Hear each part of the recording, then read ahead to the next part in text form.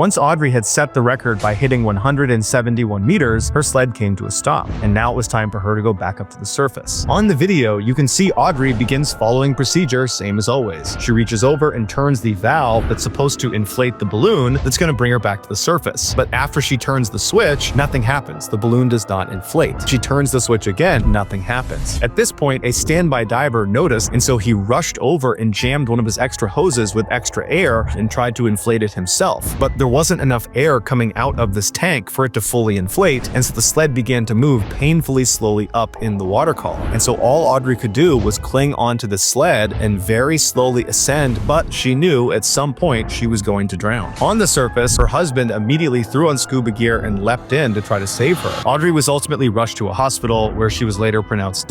Some believe Pippin, her husband, had intentionally sabotaged her dive in order to her.